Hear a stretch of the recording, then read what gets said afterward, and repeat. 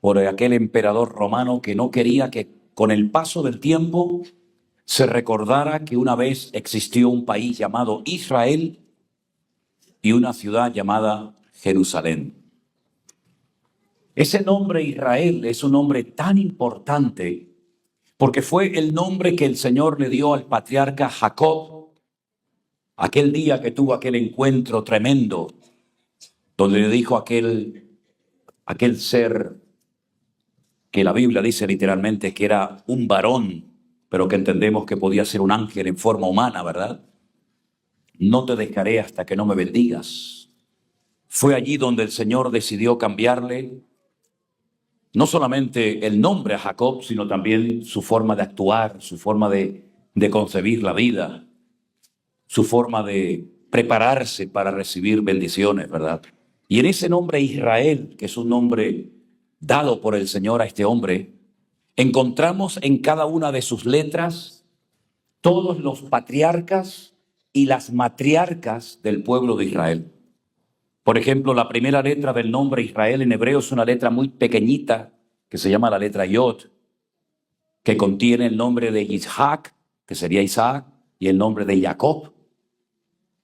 En la siguiente letra, que es una letra que se llama la letra Shin, pero que tiene doble pronunciación, porque si arriba te encuentras un punto a la derecha es Shin, y si te encuentras arriba un punto a la izquierda es Sin, pues ahí encontramos a Sara, porque Sara se escribe así, con esa letra. A continuación encontramos la letra Resh, o la R, que ahí estaríamos hablando de Rebeca, ¿verdad? Y de Raquel. La siguiente letra es la letra Aleph, que es la primera letra del Aleph Bet, del abecedario. Y ahí encontramos al patriarca Abraham. Y la última letra de Israel es la letra Lamed. La equivalente a la Lamed en español es la L, y ahí encontramos a Lea. Así que encontramos a Abraham, a Isaac y a Jacob, a Sara, a Rebeca y a Raquel en esas letras que forman el nombre Israel. Y las primeras tres letras, que sería Yashar, significa recto. Go straight ahead, se dice en inglés, ¿no? Recto. Y las dos últimas, la letra Aleph y la letra Lamed, formarían el nombre El, que es el nombre de Dios. Por lo tanto, el Señor le está diciendo que Él tiene que caminar de una forma recta delante de su presencia a partir de ese día, de ese encuentro. Y en cierto sentido es lo que también todos y cada uno de nosotros tenemos que hacer. Caminar rectos, no torcidos, no desviarnos ni a diestra ni a siniestra, sino caminar rectos delante de Dios y también delante de los hombres. Porque una cosa es nuestra relación vertical con el Señor y otra cosa es nuestra relación horizontal con los seres humanos. Y la Biblia nos dice que el primer mandamiento es: amarás al Señor tu Dios con toda tu alma, con todo tu corazón y con todas tus fuerzas. Pero dice también a continuación: y a tu prójimo como a ti mismo. Y con estos dos mandamientos el Señor resumió toda la ley y los profetas. Los 613 mandamientos que contiene la ley, o los primeros 5 libros de la Biblia, el Señor los resumió. Esa capacidad que tenía el Señor de resumir grandes enseñanzas en 2 palabras: amar a Dios y amar a tu prójimo como a ti mismo, ¿verdad? Y vemos cómo todo en la Biblia tiene una explicación, todo tiene una razón de ser. Vemos que no hay nada que sobre, nada que le falte, nada caduca, todo está en pleno vigor. Y la palabra de Dios la podemos leer 1 año, 2 años, 20 años, 30 años, toda una vida. Y siempre toca, siempre habla, siempre hay algo que a lo mejor has leído 1000 veces, pero vuelve otra vez a surgir esa vida, ¿verdad?, que contiene este bendito y sagrado libro. Los nombres en la Biblia son muy importantes. Vemos que no solamente el Señor le cambió el nombre a Jacob, también se lo cambió o se lo estiró, si me permiten, al patriarca Abraham, que se llamaba Abraham, que no contenía su nombre en ninguna letra del nombre de Dios, pero sin embargo el Señor le dice: a partir de hoy serás Abraham, y le añade una letra del nombre propio de Dios, Abraham, y automáticamente cobra más valor su vida y se convierte, en vez de un padre enaltecido, en un padre de multitudes. También le cambió el nombre a su esposa porque él consideraba que Sara era su Sarai, su princesa. Y sin embargo el Señor le dijo, no es tú no eres dueño de nadie. Ella es Sara, es princesa, ¿verdad? Y así vemos a lo largo y ancho de la Biblia que el tema del nombre es algo tan importante, hasta el punto que la primera función que Dios le encargó al hombre era ponle nombre a los animales. Dios creó los animales, pero no les nombró, no les dijo cómo se iba a llamar este animal o el otro. Sin embargo, esa era una función que tenía que cumplir Adán, descubrir la esencia del animal, aún antes de la caída, antes de la desconexión del Creador, y le puso nombre a todos y cada uno de los animales. Y vemos que una de las primeras cosas que piensan los padres cuando van a tener un hijo es, ¿cómo le vamos a llamar? Incluso a veces ni ha nacido y ya tiene el nombre. Y a veces hay peleas porque decimos, tengo este y aquel. ¿Y cuál le llamamos? Y no le vas a llamar todos. Tendrás que llamarle por uno solo, ¿no? Así nos pasó, por ejemplo, cuando hablábamos del nombre que le pondrían al nieto. El que le iban a poner a mí no me gustaba y al final gané. Tampoco quería que le pusieran Manolito, ni mucho menos, ¿no? Pero los nombres en la Biblia son muy importantes. Hasta los libros de la Biblia tienen nombre. Lamentablemente, a veces los nombres que tenemos en nuestras Biblias no coinciden con el nombre original, que es mucho a veces más profundo que el nombre que le pusieron, por ejemplo, al libro de Lamentaciones. Siempre me llamó la atención porque hay un libro en la Biblia que se llama Lamentaciones. Cuando el Señor no quiere que nos lamentemos. Es más, el Señor dice a través de uno de los profetas que Él ha cambiado nuestro lamento en baile. Pero es que ese libro no se llama Lamentaciones, tiene otro nombre en hebreo, ¿verdad? Y así podríamos ir por muchas partes de la Biblia y vemos que no solamente los animales recibieron nombre y no solamente los libros de la Biblia, sino que además vemos algo muy interesante y es el nombre que han recibido ciertas y determinados países o ciudades. ¿Han pensado, por ejemplo, alguna vez en el nombre Europa? El nombre de nuestro continente. Es interesante, ¿no?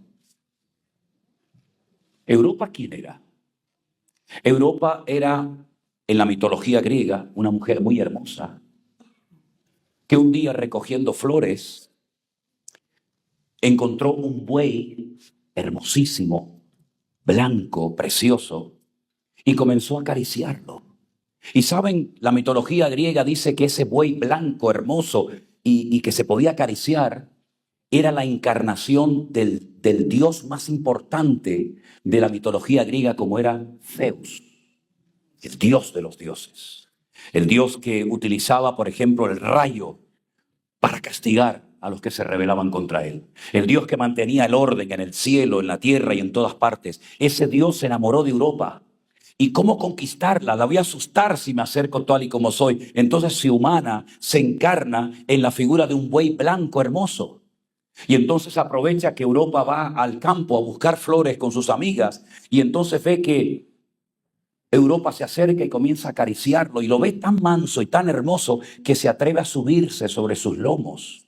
Y entonces Zeus dice, esta es la mía. Y se la lleva, la secuestra y se la lleva a la isla de Creta y allí abusa de ella. Y uno dice, qué tremendo que nuestro continente tiene el nombre de una diosa de la mitología griega que fue humillada y secuestrada. ¿Y no será esto un mensaje de advertencia para nosotros hoy en día? De cómo nuestro continente, de cómo Europa está siendo secuestrado espiritualmente hablando. Un continente que nació y fue transformado por el poder de la palabra de Dios. Que hubieron naciones que cambiaron de una forma tremenda cuando la palabra de Dios fue traducida a sus propios idiomas y se produjo una de las revoluciones espirituales más grandes en la historia de la iglesia aquí en este continente. Y no nos olvidemos de que de este continente salieron miles de misioneros a todas partes del mundo que llevaron el evangelio, misioneros que salían de Suiza, de Inglaterra, de Alemania y de otras naciones, ¿verdad? Y es tremendo ver cómo hoy en día estamos viendo, y se oía y se hablaba eso esta mañana, cómo se está tratando de descristianizar y de islamizar a Europa y trayendo a los colegios, a las universidades y aún a los más pequeñitos de la casa, principios que no tienen absolutamente nada que ver con lo que dice la palabra de Dios que tenemos que creer y practicar.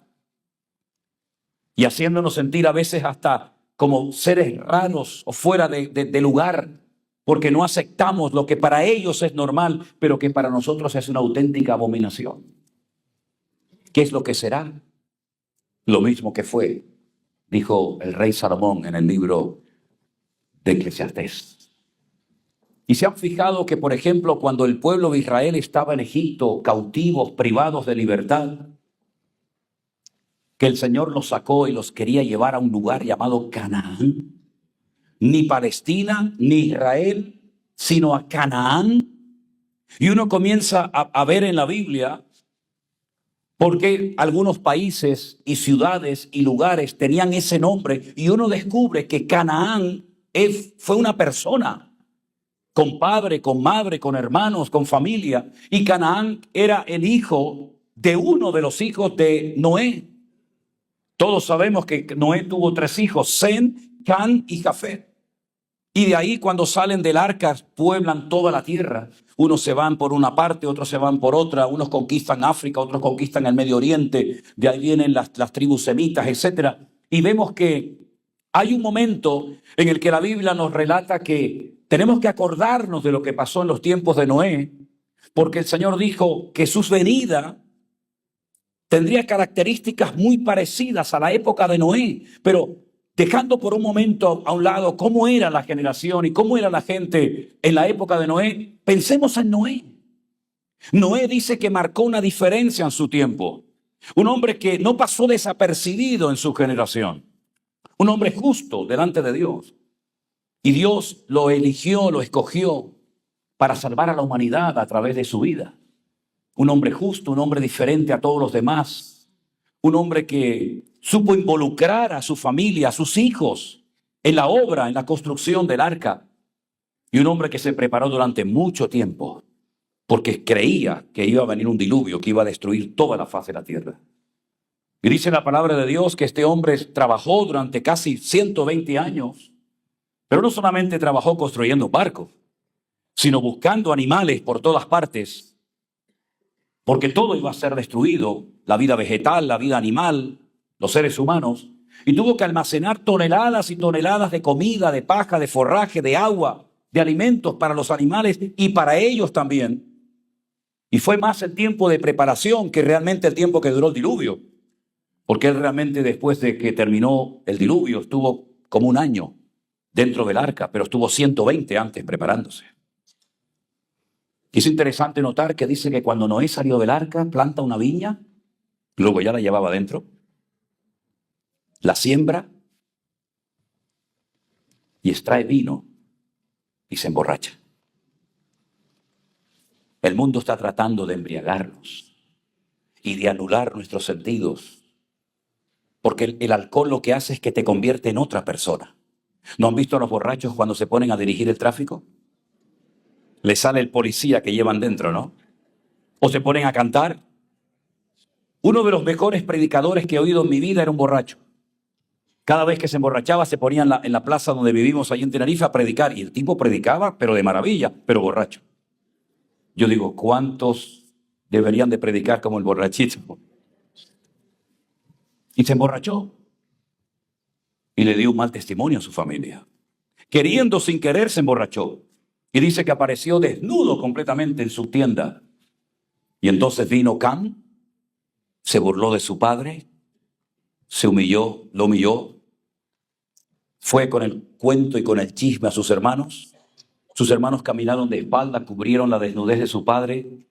Pero cuando despierta Noé y oye lo que ha sucedido, y parece como que hasta quiso abusar de su padre, Noé maldice al hijo de Cam.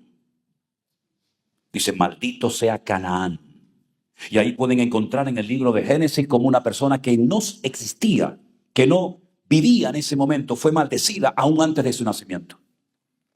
Y cuando uno estudia y analiza a la luz de la palabra de Dios cómo eran los cananeos, eran terribles, terribles.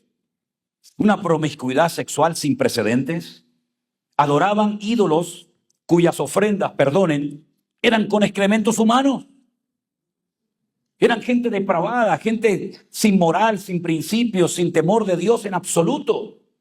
Y a esa tierra terrible de cananeos El Señor quiso llevar a su pueblo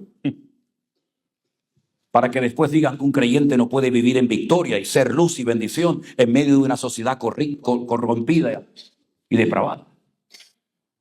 Y la Biblia nos enseña que a esa tierra el Señor los llevó.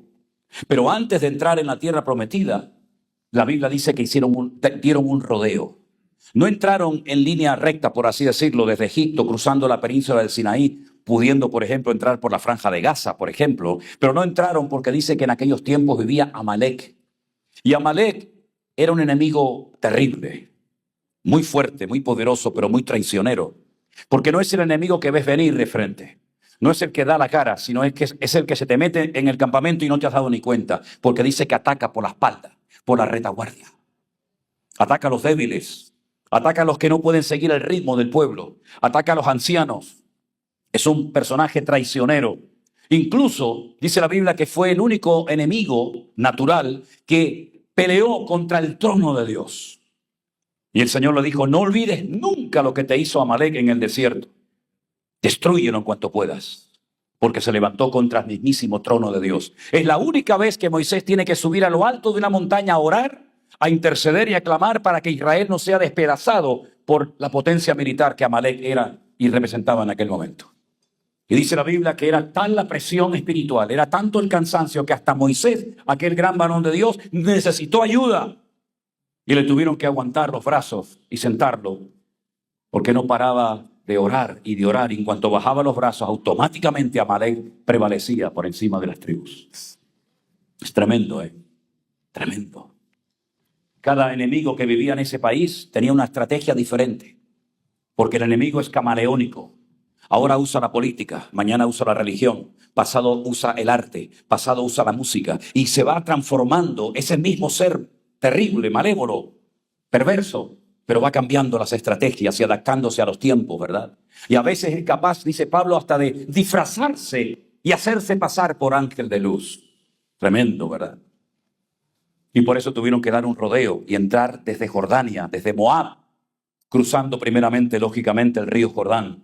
Y cuando cruzan milagrosamente el río Jordán, y es que lo milagroso no podemos extraerlo de la Biblia. Si nosotros comenzáramos a quitar todo lo sorprendente, todo lo milagroso, todo lo extraordinario de la Biblia, nos quedamos sin libro. Me acuerdo una vez que le regalé a mi abuelo un libro que se llamaba algo así como Historias Maravillosas. Era un libro muy gordo con muchas ilustraciones de pasajes de la Biblia. Y cuando terminó de leerlo, le pregunté, abuelo, ¿qué te pareció el libro? Eran todas, ya digo, historias de la Biblia. Y me dice, demasiado fantasioso, ¿no? Y digo, bueno, es que es así. Dice, no sé, cosas demasiado espectaculares. Digo, es que nuestro Dios es un Dios espectacular. Y la iglesia no puede prescindir de lo espectacular. Yo creo que una de las cosas que vamos a ir aprendiendo con el tiempo es que ya no podemos controlarlo todo. Es más, cuando ya nos comiences a controlar todo es cuando probablemente Dios está comenzando a hacer una obra que tú ni siquiera entiendes. Tenemos la tendencia los seres humanos de tener el programa, de decir esto y esto, y ahí ya no hay cambio ninguno. Y el Señor dice, estoy harto de vuestros programas. Estoy harto de vuestros esquemas que muchas veces me dejan fuera. Y estáis más dispuestos a cumplir con un programa que realmente con lo que yo hoy podía haber hecho en tu culto, pero no me has dejado. Porque me has dicho esto es lo que hoy se hace aquí dentro. Como si fuéramos el dueño de la iglesia, cuando el dueño es Él. Y la Biblia dice que cruzaron el río Jordán de una forma milagrosa.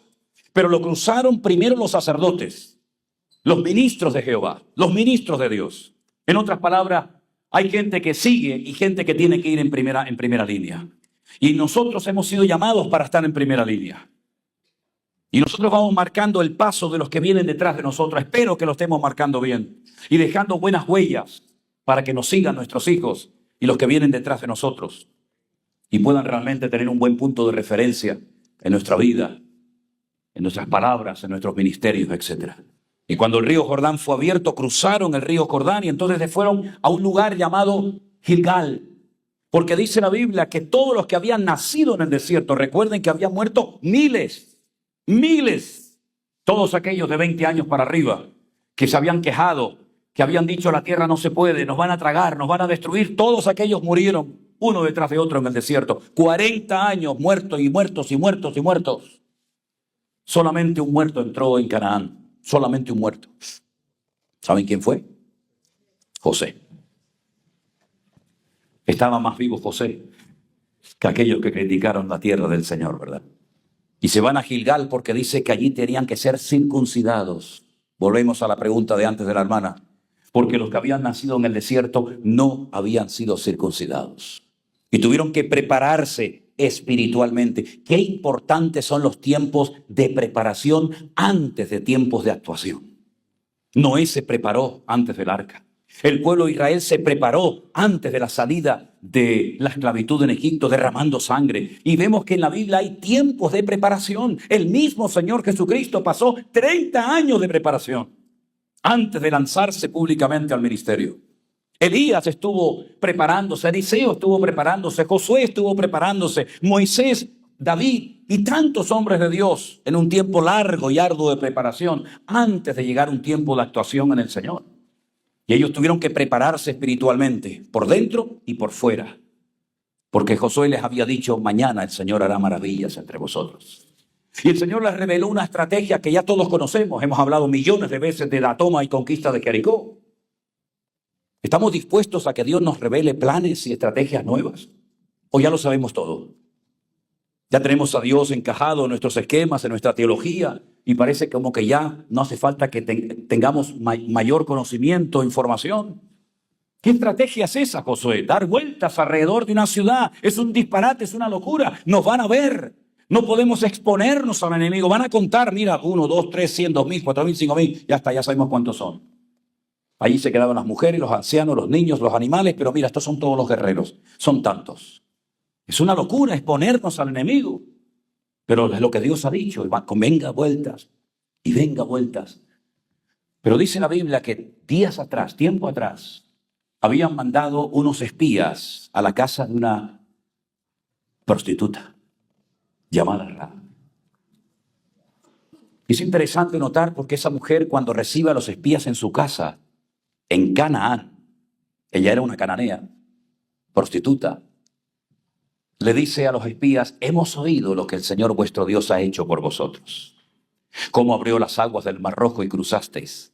Y cómo vencisteis a todos los enemigos que se levantaron contra vosotros en el camino hacia esta tierra. Y sabemos que el Señor vuestro Dios os ha entregado esta tierra. Y comienza a relatar noticias de hace 40 años. ¿Usted se acuerda de las noticias de hace 40 años? Ella se acordaba perfectamente.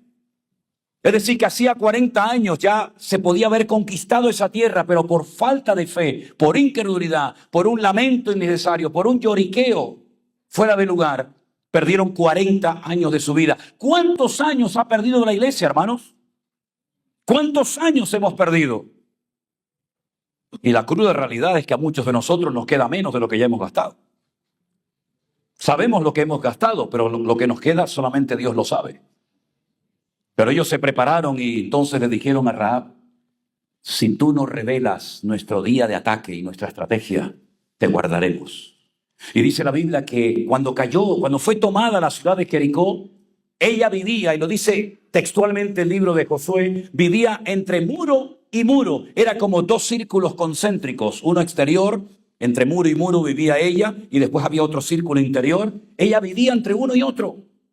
Y cuando cayó y fue tomada la ciudad, la Biblia dice que su casa permaneció mientras que todo se derrumbaba.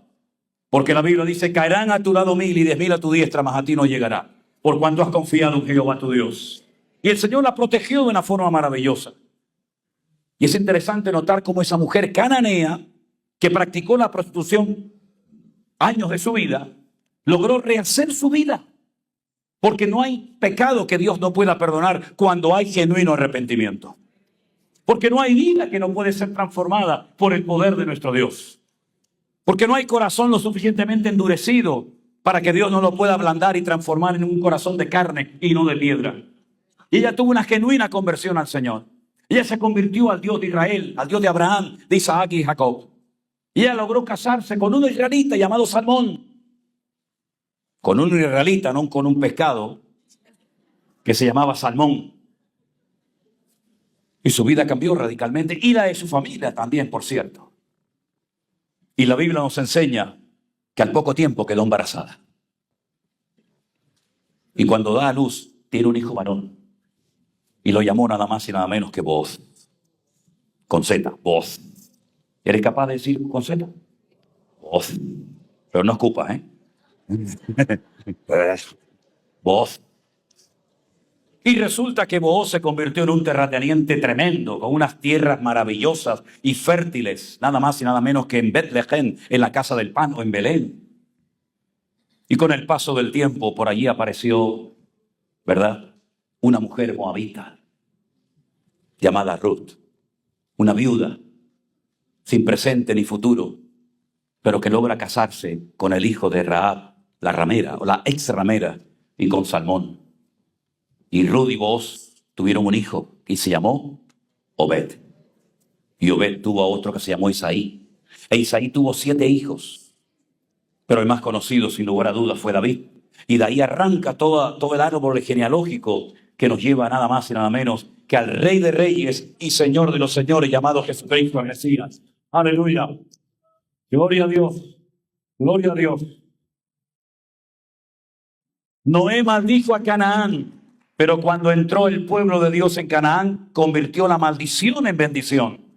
Y por eso no tenemos que tener miedo del pasado, de lo que fueron tus antepasados, de lo que hizo tu padre, tu abuelo, tu bisabuelo, tu primo, tu sobrino, sino que el que está en Cristo es nueva criatura. Las cosas viejas pasaron, he aquí todo es hecho nuevo, dice la palabra de Dios. Bendito sea Dios. Dios quita nuestro pasado, lo borra. ¿Cuántos saben Romanos 8 de memoria? El capítulo entero me refiero. Un montón de ustedes, ¿sí o no? Estoy seguro que ni la muerte, ni la vida, ni ángeles, ni principados, ni potestades, ni lo presente, ni lo porvenir, ni lo alto, ni lo presente.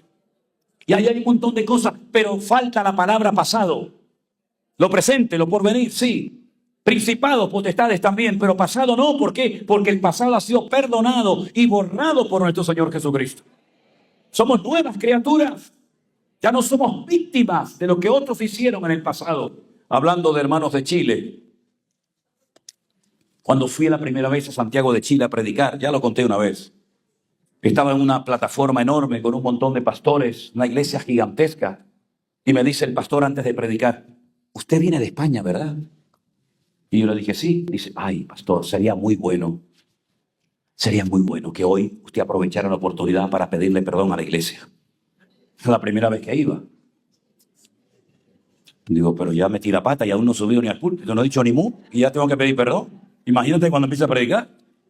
Me dice, no, pero tiene que tener en cuenta, pastor, que ustedes nos robaron el oro. Digo, yo. Y nos violaron a las mujeres. Me dice, si yo no violo ni a mi mujer.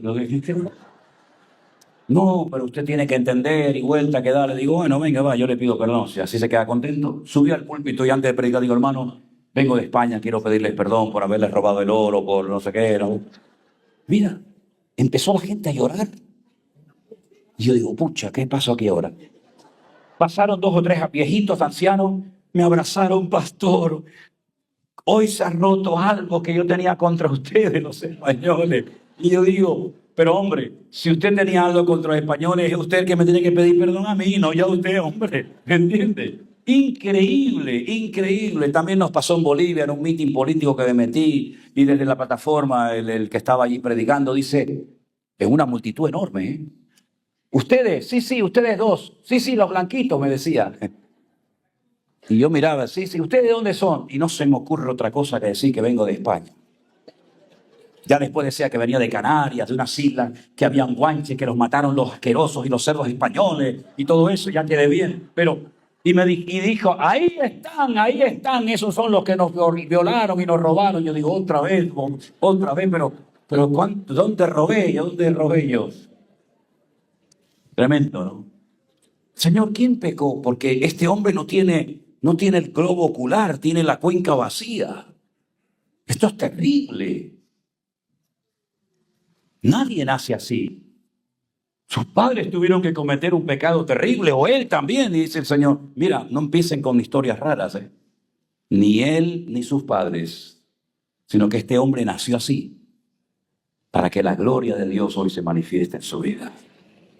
Porque los hijos no llevarán los pecados de los padres, ni los padres llevarán los pecados de los hijos, sino que el alma que pecare, esa morirá. Y yo voy a quitar de raíz ese refrán que tienen, que los padres comieron las uvas y los hijos sufrieron la dentera.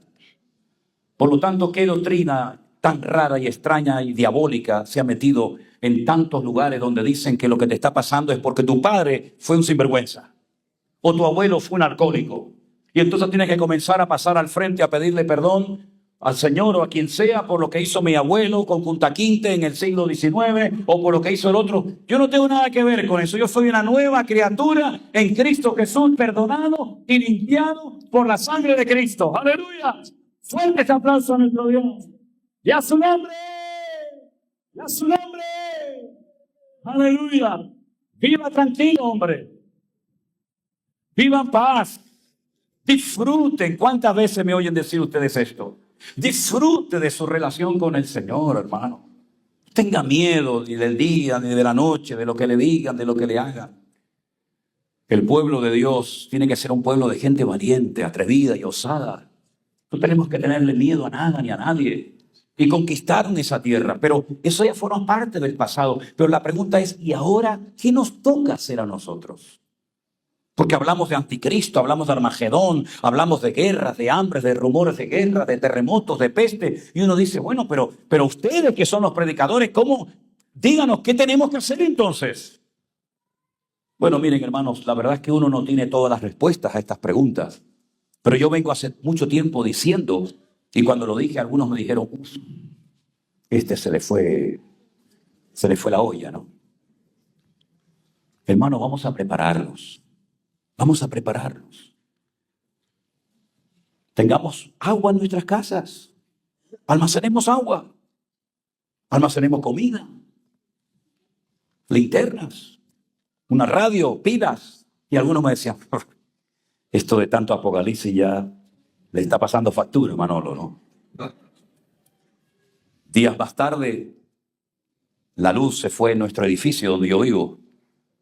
Y los motores no funcionaban y no subían el agua a los edificios. Pero yo tenía agua en abundancia. Yo no tenía problema. Yo me reía de los que, tenemos agua. Digo,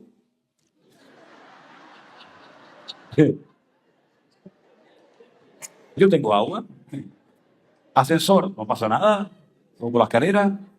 Se fue la luz. Yo tengo velas y linternas para dar iluminación a todo esto. Y si no se usa, no pasa nada. Ahí está.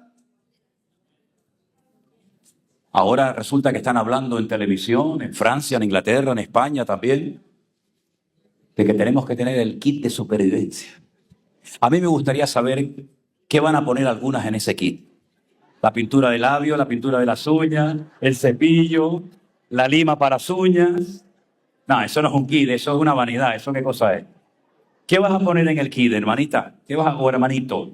El teléfono, la PlayStation. Qué tremendo, ¿no? Qué tremendo. ¿Haremos mal en ser prevenidos? ¿Haremos mal en ser cautos y decir, oye, ¿y si algún día se va la luz? Nos vino una vez una tormenta tremenda. Era un domingo de resurrección, me acordaré toda mi vida. Murieron personas en Tenerife ese día, una lluvia, 350 litros por metro cuadrado en menos de una hora. Fue terrible, ese día fue terrible en Tenerife. Estuvimos varios días sin luz. Me llamaban hermanos al teléfono, no teníamos nada. La única forma de tener algo de contacto con el mundo externo era una pequeña radio que yo tenía, que sería bueno que también la tuviéramos, aunque fuera de pilas, no pasa nada, ¿no? En otras palabras, estas cosas cuando se comentan, hay gente que puede decir, pero bueno, ¿dónde está la fe? Bueno, es que la fe no implica el no prepararse. Dice la Biblia en Hebreos capítulo 11, por la fe Noé se preparó. Y no es que se preparó porque no tenía fe, al contrario, se preparó porque tenía fe. Y nosotros vivimos en un tiempo en el que sentimos, y me cuesta mucho describir con palabras a veces lo que uno siente, como que algo va a ocurrir, algo va a suceder. Hoy escuchábamos de lo de Ceuta, de lo de Melilla, de lo de los marroquíes y todo esto. Días antes de la firma de la solución final, muchos judíos de aquel tiempo dijeron, ¿cómo se van a meter con nosotros si muchos de nosotros hemos sido los mejores soldados en la Primera Guerra Mundial? Alemania es el país de la cultura, de la filosofía, son gente culta. No son como los pueblos de alrededor, son gente... Y fíjense lo que pasó. Incluso cuando los llevaban a los judíos a los campos de concentración, ¿verdad? Pensaban que iban a ser tratados y llevados a hoteles de 5 estrellas, respetando que eran banqueros, filósofos, grandes músicos, grandes poetas, y fueron llevados como cordero al matadero, ¿verdad? La Biblia nos enseña de que tenemos que estar preparados para los últimos tiempos. Pero por supuesto, lo primero y fundamental es preparados espiritualmente. Ser autodidactas, no depender de un pastor. No estar enganchados allá a un ministerio como que parece que el pastor es como una especie de papa, ¿no? Una especie de gurú que tiene todas las respuestas y todas las soluciones. No, no, no, no. Conectados y enganchados a Dios, a Él, a su palabra. Como aprendimos en los días de la pandemia, ¿se acuerdan? Cuando muchos se quedaron encerrados en sus casas y decían, ¿y ahora qué hacemos? Nosotros ya sabemos lo que tenemos que hacer. Porque hemos aprendido en aquellos tiempos que fue una prueba, que fue un test, ¿verdad? Que yo creo que aprobamos con buena nota, que el mundo puede cambiar en una hora.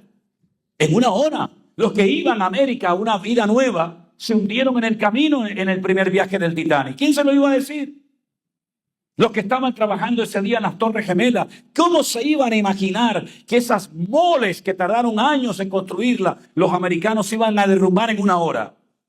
¿Quién iba a pensar, queridos hermanos, que cuando vino aquel tsunami que mató a 350,000 personas, quién iba a pensar ese día que era domingo, que muchos hermanos también iban a sufrir aquel desastre natural que ha sido el segundo desastre más fuerte de la historia de la humanidad después del diluvio de los días de Noé, que movió hasta el eje de la tierra unos cuantos grados? ¿Qué nos va a decir a nosotros, hermanos, que siempre vamos a tener esta libertad y esta tranquilidad para predicar el evangelio? Hay hermanos nuestros que están muriendo en este momento y derramando su sangre por la fe en el Señor Jesucristo. Es muy fácil ser cristianos, ¿verdad? En estas partes del mundo, con cocoteras, con palmeras, con sol, con coche, con todo, pero todo puede cambiar de un momento a otro.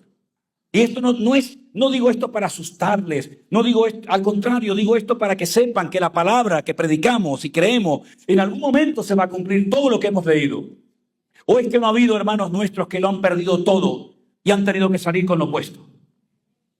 ¿Es que no ha habido hermanos nuestros que han muerto quemados, crucificados, aserrados, apaleados, torturados? ¿Sí o no? Claro que ha habido. Y dice que incluso hasta renunciaban al rescate. No paguen el rescate, hágame el favor. Pero si no pagamos el rescate, te matan. ¿Por qué me maten? Así tendré mejor resurrección y más recompensa. Madre mía, qué lejos estamos nosotros de aquella gente, ¿no? Así que, mis queridos hermanos, lo que no nos puede pasar a nosotros bajo ningún concepto es que nos vayamos apagando. Ya sé que la vida nos cambia, ¿eh? Ya sé que uno se deteriora, que uno se gasta, que uno se hace todo eso. Pero espiritualmente tenemos que estar más animados y más fortalecidos y más avivados y más entusiasmados que nunca en la historia desde el día que conocimos al Señor. ¿Cuántos dicen amén? Vemos en la palabra de Dios no solamente personajes, sino iglesias. Porque algunos pueden decir, bueno, pero esos son gente del Antiguo Testamento, como Sansón o como Saúl. No, no, no. De iglesias.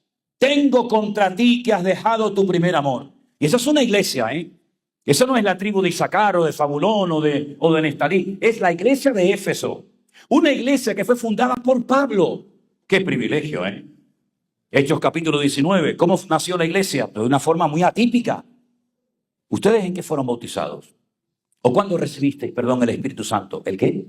El Espíritu Santo. Dice, nunca hemos oído hablar del Espíritu Santo. Entonces, ¿ustedes en qué fueron bautizados? Porque hay 7 o 9 bautismos en la Biblia. Nosotros no hemos oído nunca hablar de ese tema. Pero vamos a empezar de cero. Y así nació con un grupito pequeño, una iglesia que llegó a ser madre de iglesias y que fue pastoreada por Pablo 2 años.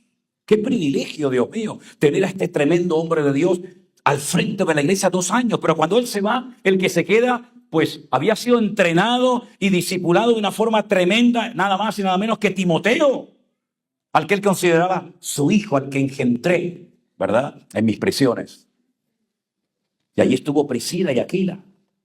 Y allí estuvo María, la madre del Señor Jesucristo, que murió en Éfeso, con Juan, el que la recibió en su casa. Y estuvo Tíquico, y pasó Apolos. Y los mejores ministerios de la época, lo mejor de lo mejor, estuvieron ministrando en la iglesia de Éfeso. Pero cuando el Señor se dirige a la iglesia en Apocalipsis capítulo 2, le dice, habéis trabajado, es verdad, habéis sufrido, habéis probado a los que se dicen ser apóstoles y los habéis hallado mentirosos. Y habéis trabajado por amor de mi nombre y no habéis desmayado.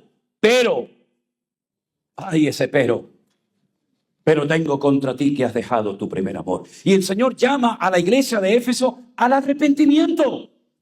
A veces utilizamos el arrepentimiento para hablarle al pecador, al que no conoce al Señor, al desobediente, al descarriado, al rebelde. Pero también hay un arrepentimiento que la iglesia tiene que experimentar en su vida. Arrepentirnos por no haber vivido más unidos. Arrepentirnos por no haber orado más. Arrepentirnos por haber subido al púlpito sin antes haber estado en la presencia del Señor. Arrepentidos por no haber practicado más el perdón y el amor y la misericordia entre nosotros. Claro que tenemos que arrepentirnos de miles de cosas, pero cada día, mis hermanos. Y si no se arrepiente, le dijo el Señor, quitaré tu candelero de su lugar. Y así pasó. Y la iglesia de Éfeso, que empezó de una forma tremenda, como muchas denominaciones empezaron con un fuego, con un entusiasmo, con un fervor, con una unción, si lo prefieren, hoy en día no existen. No existen. Son altares que echan humo, pero donde el fuego de Dios se apagó hace mucho tiempo y lamentablemente ni siquiera se han dado cuenta. Prefieren vivir los cristianos de algunas iglesias oliendo a humo que ser renovados en la presencia del Señor cada día. Por eso cuando se me acerca un cristiano siempre lo huelo. Digo, este huele a humo. ¿Saben que lo vi en Israel muchas veces? Fuimos una noche a la casa de un rabino, amigo nuestro en Israel. Y el día del Shabbat es un culto.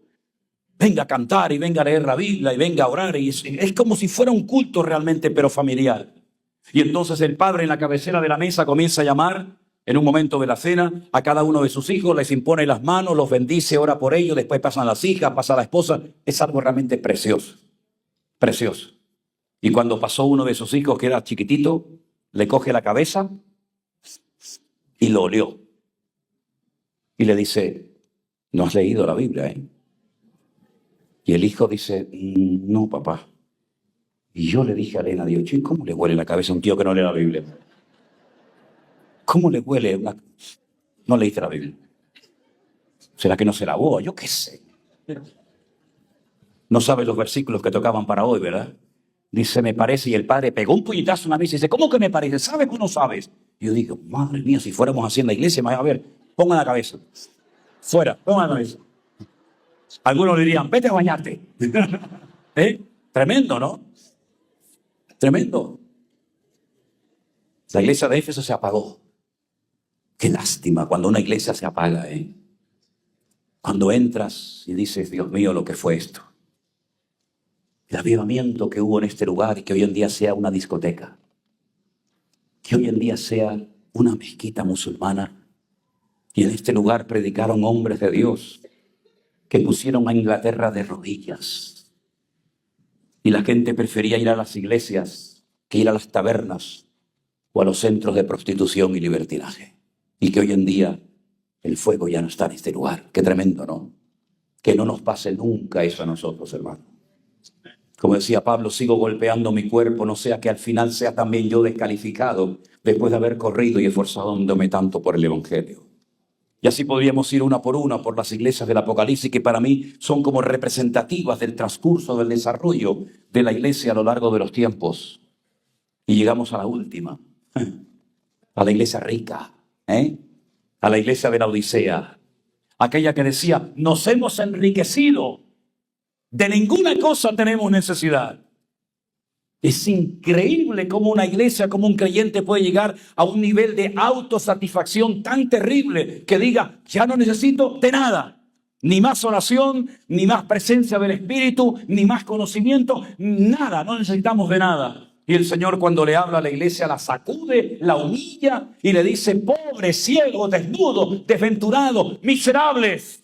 En otras palabras, no coincidía el concepto que ellos tenían de sí mismos, que el concepto y la opinión que el Señor tenía de la iglesia de la Odisea. Compren oro, compren, unjan los ojos con colirio para que puedan ver. Pero ahí viene algo que solamente aparece una vez en la Biblia, y es el vómito de Dios. Me producís náuseas. Ojalá fuerais fríos o calientes, dice la Escritura. Por lo menos ya te has definido, ¿no? Pero vivís en una indefinición total y absoluta. Ni estás dentro, ni estás fuera, ni te consagras al Señor, ni pecas a gusto en el mundo. No sabes ni dónde estás. Estás ahí perdido. No hay nada peor que un cristiano perdido en el templo, perdido en la casa de Dios, ¿verdad? Y le dice, he aquí yo estoy a la puerta y llamo. Si alguno oye mi voz y abre la puerta, entraré a él y cenaré con él y él conmigo. Habían perdido lo más grande que puede tener una iglesia, un ministerio, una denominación. Es la presencia del Señor. Oye, que no tenemos un púlpito de metacrilato, no pasa nada. Que no tenemos buenas guitarras, buenos instrumentos, buenos equipos de sonido, buenos salones, no pasa nada. Pero tenemos la gloria de Dios. Estos no tenían la gloria del Señor, pero dice que eran ricos. Dicen ellos que no tenían necesidad de nada. Y habían dejado al Señor en la puerta, hablamos metafóricamente, ¿verdad?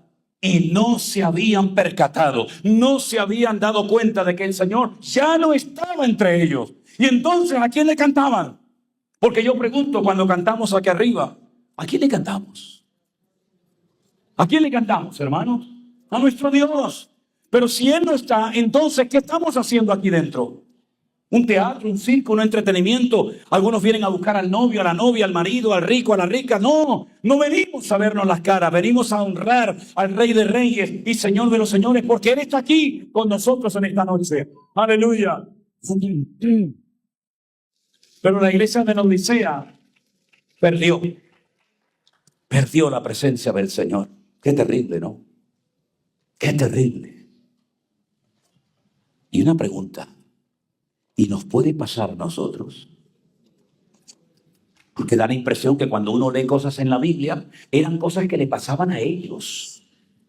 Pero a nosotros no. A nosotros no nos puede pasar la frialdad, la falta de amor y de apego a la palabra de los Efesios. No, eso a nosotros no. A nosotros no nos puede pasar lo que le pasó a David cuando se asomó a la ventana y vio a la vecina. Ya. A ti no te pasa. Ya. Tú no hace falta que te asomes a la ventana, pones el teléfono y ya lo tienes ahí. No, a mí no me puede pasar lo de Pedro, que negó al Señor, ¿no? ¿Y cuántas veces hemos negado al Señor, si no con palabras, por lo menos con nuestras acciones, hermanos? Y lo que le pasó a la iglesia de Corinto, niños en Cristo inmaduros, con celos, envidias, divisiones internas. ¿No sois carnales y andáis como hombres? No, eso solamente fue para los corintios. Y las peleas que hubo en la iglesia primitiva por la comida. El primer problema que surgió en la iglesia primitiva no fue por la doctrina, no fue porque el pastor se equivocó y dijo un texto que no existía o lo mencionó equivocadamente, fue por la comida. ¿Saben lo que le dije hoy a los pastores en la reunión? Les voy a revelar un secreto. Y aquí os digo un misterio.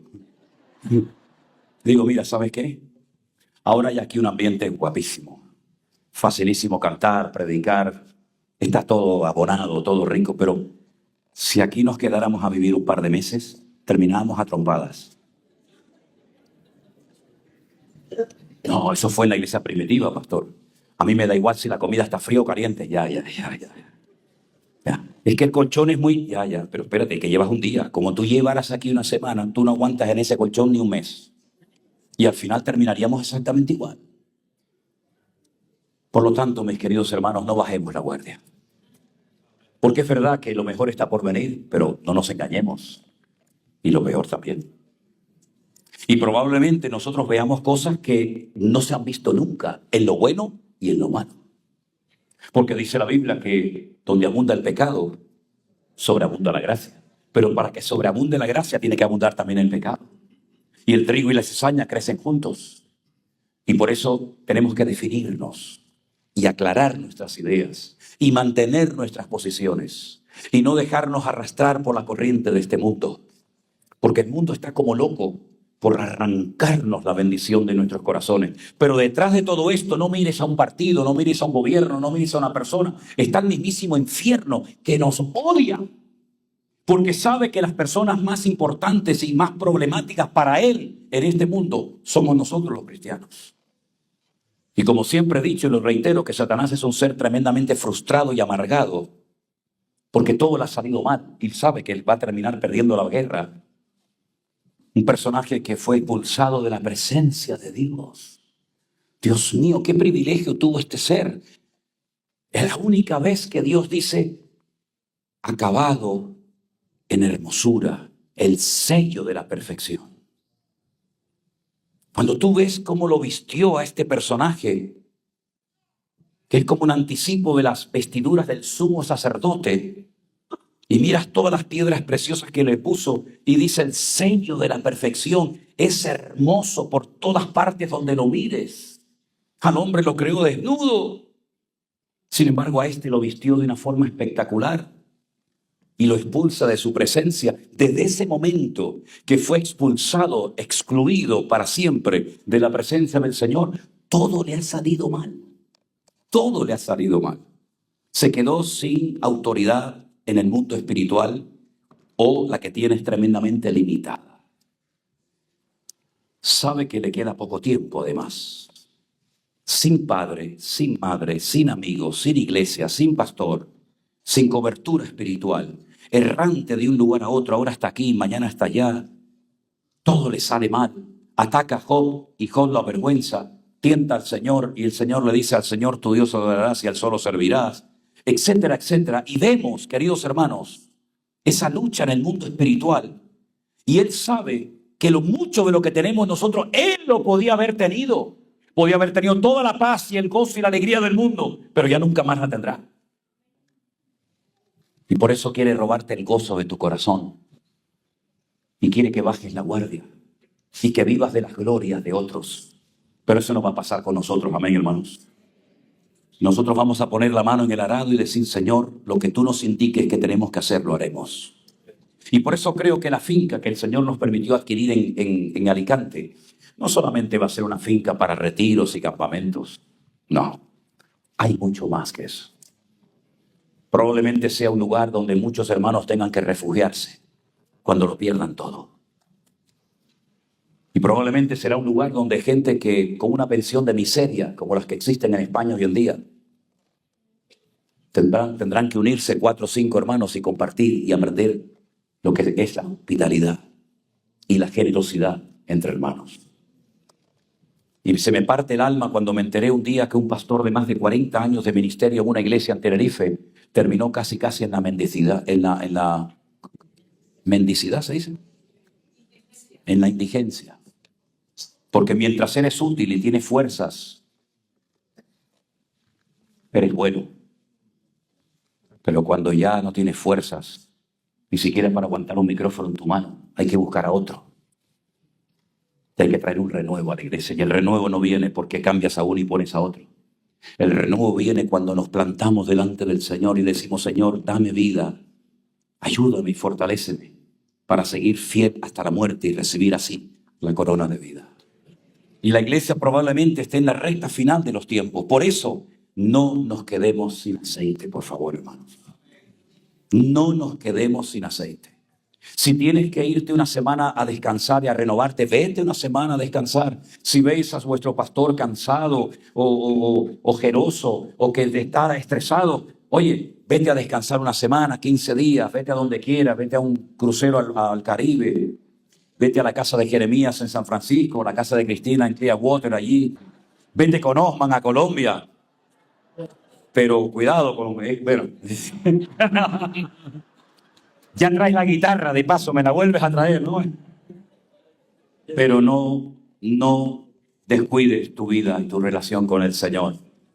Porque lo más hermoso que tienes es la presencia del Señor en tu vida. Cierra tus ojos en esta noche. Aleluya. Descansen.